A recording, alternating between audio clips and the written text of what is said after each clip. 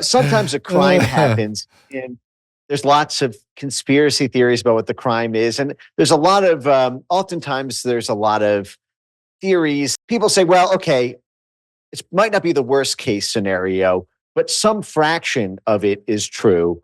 And even if it's 25% true, it's still a big scandal. And in this case, what we're now seeing with these emails and about the whole COVID origin story is it's like 250% true. It's like way worse than even like what conspiracy theorists were alleging, because what we see them doing here, and by them, I'm referring to Tony Fauci, Peter Daszak, David Morens, Fauci's right-hand man. They were just busted in about 10 to 12 of the most flaming emails I've ever seen. They're things where Fauci's right-hand man, Dr. David Morens, is saying, that he learned all these tricks from the FOIA lady about how to delete things after a FOIA request has come in, and telling people not even to send things to his official Gmail, creating a Proton mail or creating a Gmail, or hand delivering documents in person so that the American people who pay their salaries can't actually find out what they're thinking about, especially related to origins. I actually wrote down some of these. The best way to avoid FOIA hassles is to delete all emails when you learn a subject is getting sensitive. They complain about a news cycle about gain of function getting out and COVID origins coming from a lab leak. And Dr. Morin says that email somehow fell into the hands of a congressman, probably via a FOIA of someone who didn't delete it, as I did. And then in parentheses, he writes, delete all of Peter's emails and others related to origin. And then he says, when the shit started hitting the fan. So this is Fauci's right-hand man bragging that he deleted all of his emails about COVID origins when the shit started hitting the fan. And he also deleted that of Peter Daszak, one of the NIH major contractors, who specifically was given $53 million from USAID, which I should note is a frequent CIA conduit, to do bat coronavirus work related to the Wuhan lab.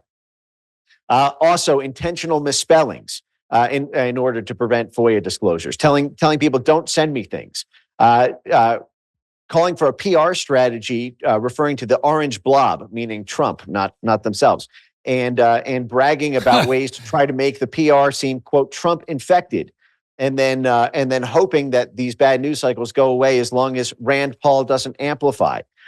Joking with each other about how they deserve kickbacks for all of their hard cover-up work. At one point, Dr. Morens emails Peter Daszak saying that he deserves a kickback for all of his hard work covering up their tracks. And Daszak, responds, well, you certainly deserve it. I mean, if they spent half as much time practicing medicine as they did committing felonies, covering up their crimes, we might actually have a functional medical system in this country. Wow. I can use my eyes as I read this quote where he says that email somehow fell into the hands of a congressman, probably via FOIA of someone who didn't delete it, as I did. Parentheses, delete all of Peter, meaning Peter Daszak, Peter's emails and others related to origin. So he is explicitly saying that he and his cronies deleted all emails related to origin, quote, when the shit started hitting the fan. So 1 + 1 is 2. If they themselves are so terrified of their own words, their own documents, their own emails, their own communications, to the point of deliberately misspelling things, setting up alternate phones, burner phones,